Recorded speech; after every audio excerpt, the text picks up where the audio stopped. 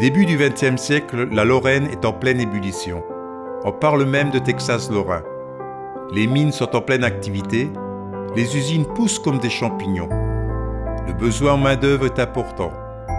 Les immigrés arrivent par milliers, Allemands, Belges, Luxembourgeois, Italiens, Espagnols, Polonais s'installent en Lorraine. Je me souviens quand j'étais petite, en Moselle, à Nilvange, ma communauté polonaise était très soudée. Elle a même créé une association.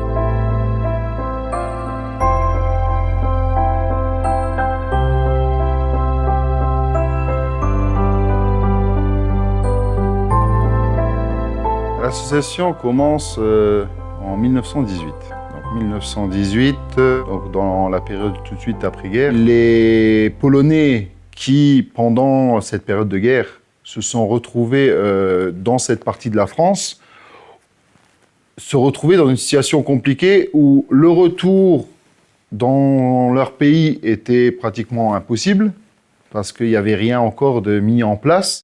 Qui dit rester ici, dit toute la partie administrative à régler, et ça, il n'y avait rien de mis en place.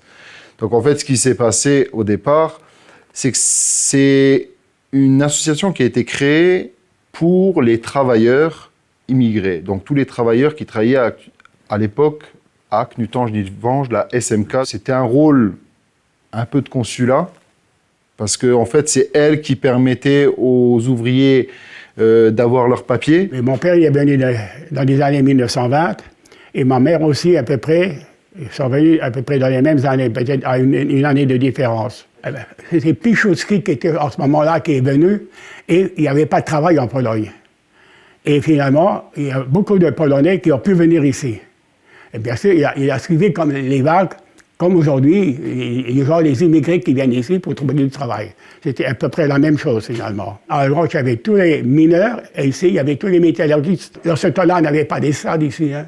On jouait du football avec une botte, on jouait du football avec une boîte de casserole, de concert. Alors, pendant la Seconde Guerre mondiale, on a eu une période, on va dire, morte, parce que bon, on était tous en guerre, hein, tous les pays d'Europe étaient en guerre. Donc, on s'est retrouvé dans une situation où rien n'a pu être fait au niveau associatif, mais malgré cela, l'association n'a pas disparu complètement. Un peu à l'image de la résistance, qui a été fait en France, et on s'est retrouvé avec des Polonais qui ont tout gardé, essayé de garder tout ce qui avait été fait sur cette association. J'avais 10 ans, 12 ans quand les Allemands sont venus en 40. J'avais 12 ans. Et alors, j'ai réussi à partir comme mon certificat d'études, tout juste. Et puis, la guerre est venue, et ma mère parlait, comme elle était dans les écoles allemandes, elle parlait forcément bien le pôle allemand. Les Allemands voulaient que nous, on rentre dans la Hitlerjugend, dans la jeunesse allemande. Et ma mère, elle a dit non, mes fils ne rentreront pas. Il ne fallait pas critiquer, il ne fallait rien dire contre le régime, par des trucs comme ça, il fallait faire attention. Et après-guerre, elle était de nouveau là, en même temps que la réapparition des administrations, mais elle avait un rôle vraiment plus associatif, beaucoup moins consulaire.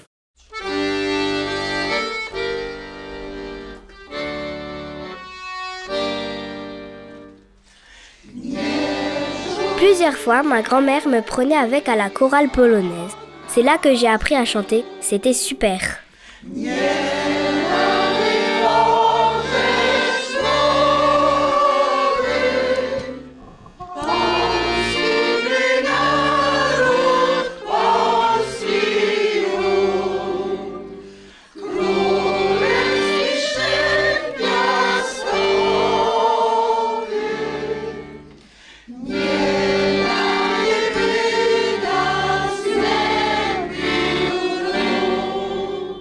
La chorale, ça faisait plaisir, beaucoup de plaisir de chanter.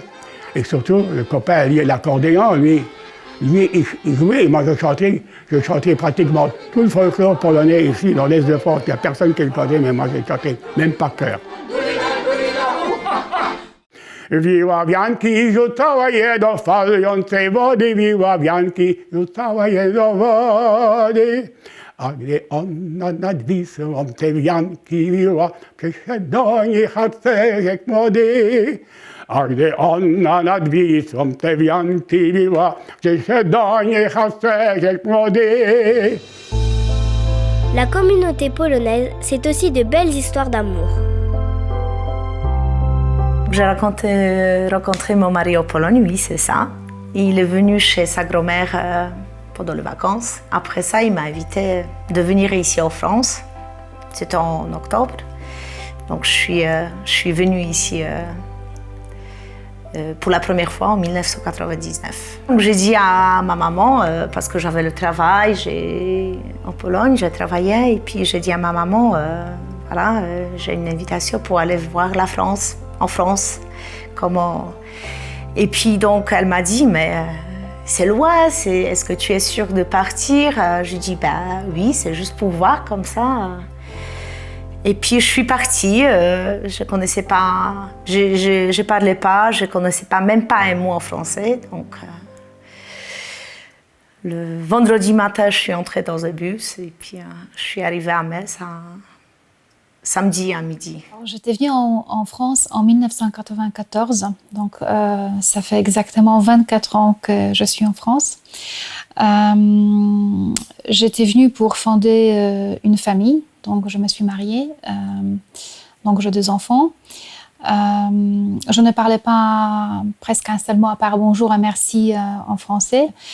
Et puis, les Polonais avaient toujours cette souci d'être unis entre l'association, la communauté, mais aussi la paroisse. Les fêtes, c'est toujours les fêtes polonaises et pas seulement polonaises, les fêtes qui nous réunissent. C'est toujours très touchant. Parce qu'on se voit de différentes régions de la Pologne, on vient de différents coins de la Pologne, on a des accents polonais aussi différents. C'est un vraiment superbe lieu d'échange et on a créé vraiment des amitiés. Quand je suis arrivée ici, j'aimais beaucoup parce qu'il y a beaucoup de forêts ici. Et c'est ça, comme je suis arrivée au mois d'octobre, donc les forêts, il y avait plein de couleurs en fait dans la... J'ai quitté tout le monde, toute ma famille, le travail, les études que je voulais faire, et puis je suis arrivée ici. D'abord, on a acheté la maison ici, à Nilvange. Et ça aussi, c'est une nouvelle étape dans ma vie. Notre propre maison, après les enfants, ils sont venus au monde, donc je me suis occupée des enfants. En fait, j'ai fait 6 mois de cours pour apprendre, mais c'était beaucoup plus avancé que j'avais besoin. C'est en 2002 quand je suis entrée, j'étais une membre de l'association et je pense que c'était en 2008. Madame Pitek, donc la ancienne présidente, elle m'a proposé de fonction vice-présidente. Et donc j'ai accepté. La religion occupe une place importante pour nous. Déjà à la base, on est catholique. Je pense que c'est ça que ça nous ressemble aussi, qui nous tient beaucoup entre nous. Il y a la messe tous les dimanches. Le membre de l'association, c'est le membre de tous les vallées de la Fenge, de Yud, de Volmerange-les-Mines, même Hamburg-Boudange. Donc on est une quarantaine. Membres sont les enfants. J'aimerais saluer mes paroissiens et tout le monde en invocation en polonais Niech będzie pochwalony Jezus Chrystus. Ça veut dire loué soit Jésus-Christ. C'est une salutation entre les prêtres et fidèles en Pologne. L'abbé Waldemar Krasny, donc notre curé actuel, c'est un prêtre de prière. Pour lui, la messe, vraiment, c'est le centre de la vie de chrétien, de tous les chrétiens. Et parfois, quand on récite pas bien ou quand on répond pas assez fort dans l'église, dans l'assemblée, il nous arrête comme des élèves et il nous dit de reprendre encore une fois. Voilà. Donc ça c'est arrivé plusieurs fois. Oui, c'est vrai. Non, on n'est pas très nombreux, donc on n'est pas très fort aussi en musique. Il n'y a pas aussi organiste. Donc on fait par les moyens d'abord. Oui, non, si c'est correctement chanté, c'est joyeux. C'est une joie pour nous et pour bon Dieu, je pense. Hein. Chaque année, quand il y a des premières communions, c'est vraiment joyeux. Pas beaucoup, mais il y en a parfois. Baptême, par exemple, pour les communautés qui augmentent par chaque baptême. Et mariage, ça m'est arrivé de bénir le mariage dans cette église même. Voilà. Donc, c'est ce moment qui est joyeux, vraiment. On est content d'être sollicité pour exercer les sacrements. Tout, parce qu'on est appelé pour ça.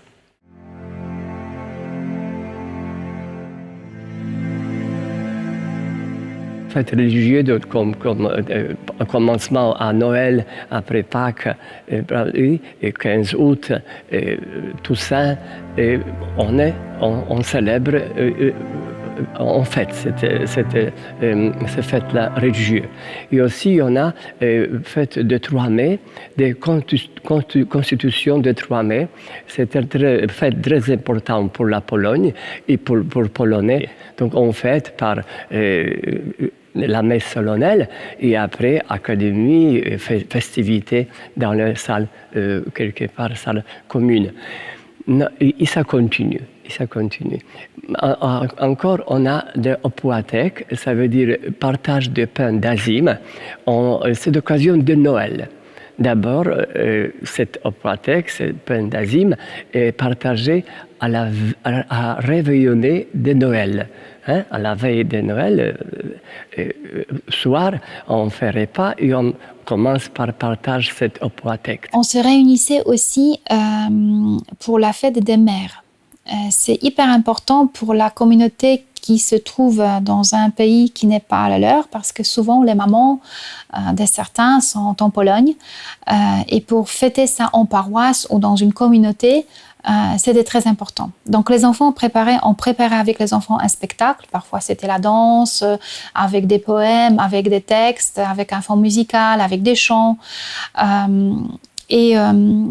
Il y avait toujours beaucoup d'intérêt dans ces fêtes-là, parce qu'on a honoré aussi les dames qui n'ont pas pu être mamans d'une manière féconde d'avoir des enfants, mais pour différentes raisons, parfois très tragiques, qui ne pouvaient pas devenir mamans. Et on les mettait toujours en valeur, on les a jamais oubliées. Donc cette fête était très touchante à la fois pour les mamans qui ne sont plus là, pour les mamans qui sont loin, ou pour les personnes qui ne pouvaient jamais être maman, être appelées maman, qui était toujours là, présent dans la communauté polonaise. J'aimerais que ça continue, surtout, hein, que ça ne diminue pas, que ça ne flémisse pas. Parce que l'association, c'est aussi le lieu où la paroisse voit son énergie, son dynamisme. Et donc, pourquoi pas, il devait continuer tout le temps et pas arrêter ou bien affaibli. W imię Ojca i Syna i Ducha Świętego. Amen. I odpuść nam nasze winy, jak i my, i dla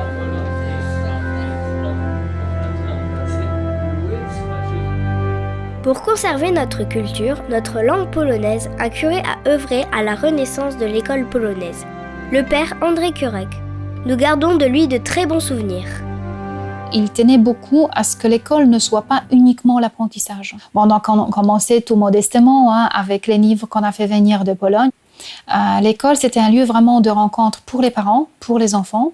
Et c'était aussi une école où on prenait connaissance de tous les coutumes polonais. Donc le rythme de nos rencontres, c'était surtout les fêtes religieuses, patriotiques et aussi locaux. On se voit tous les mercredis l'après-midi dans une salle à Nilvange. C'est le bénévole, c'est le maman qui font le cours de polonais. L'école polonaise, elle est gratuite, ouverte pour tout le monde, pour tous les enfants. Là, on était en train de faire un hérisson et j'ai plein de colle sur mes mains. On a fait un hérisson avec des feuilles dessus, comme ses poils. On fait plein de bricolage et tout ça.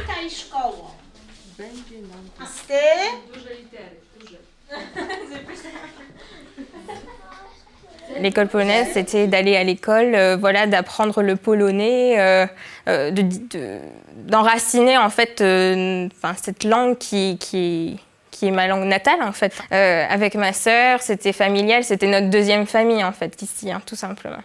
C'était bien. Au début, on apprenait l'alphabet, les mots de base, les couleurs, un peu comme en Pologne. Et puis avec l'âge, après, on avait d'autres professeurs qui nous faisaient plus des dictées, des expressions écrites, de la géographie, de l'histoire, pour un peu connaître l'histoire de la Pologne, on va dire la culture vraiment de la Pologne au sens large.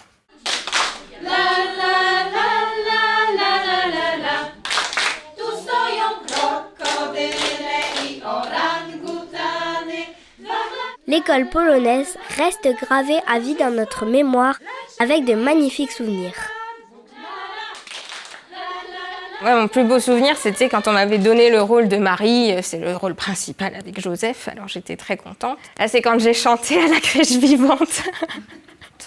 J'avais eu 7 ans et demi, 8 ans, je crois, un truc comme ça. Et j'ai chanté devant tout le monde, alors c'était un moment de gloire, en fait. Meilleur souvenir. Je suis française, je suis née en France, mais mes parents sont polonais. Ils ne sont pas nés ici. Donc, pourquoi je pleure? Faut pas que je pleure. Non, je ne suis pas stressée, c'est émouvant. Faut pas. Je reprends mes esprits. Ouais, donc pour moi, c'est super important. C'est une fierté. Ça m'a permis de grandir aussi. Hein, cette association, elle me fait grandir encore. Hein. J'ai envie de dire, j'en fais toujours partie et c'est toujours un plaisir de devoir mettre la main à la pâte pour aider l'association. Mes grands-parents nous ont transmis de nombreuses recettes de cuisine. C'est une joie pour nos repas en famille. On aime bien les gâteaux de la maman de ma copine. Moi, j'aime trop un gâteau de ma mamie parce que c'est un gâteau où dessus il y a du chocolat. Et dedans, il n'y a rien. En Pologne, c'est très, très, très généreux. En fait, c'est du chou, des choses, que des plats en commun. Toujours la communion, c'est ensemble, que des grands plats avec des pommes de terre, des choses du terroir de la terre. Les bons gâteaux à base de crème au beurre, hein, très, très léger pour la ligne, c'est sympa. Mais que des bons plats. Chez les Polonais, bien sûr, c'est la vodka, bien entendu. Hein, la żurówka qui disent, et puis il y a les pierogi. Et puis, ça, les pierogi, c'est le mets polonais, si vous voulez. C'est de la pâte, et dans la pâte, ils mettent soit de la viande, soit qu'ils mettent de la choucroute, et c'est fermé, et c'est cuit, c'est dans l'eau bouillante. On peut manger en les faisant rôtisser un petit peu, mais il y a aussi des beignets à étouffer, c'est-à-dire à la vapeur. Et puis après, il y a la soupe, le borscht, on appelle. Ça, c'est le grand mets. Życzę naszym młodym, żeby się razem trzymali i po nas naszą pracę nie opuścili. Drodzy młodzież, nie zapominajcie skąd pochodzicie, skąd pochodzą wasi rodzice i bardzo ważne jest to, że w świecie, gdzie nie ma granic, nie trzeba zapomnieć o najważniejszych, swoich korzeniach. Zapraszam wszystkie dzieci do polskiej szkoły w Nilwąż.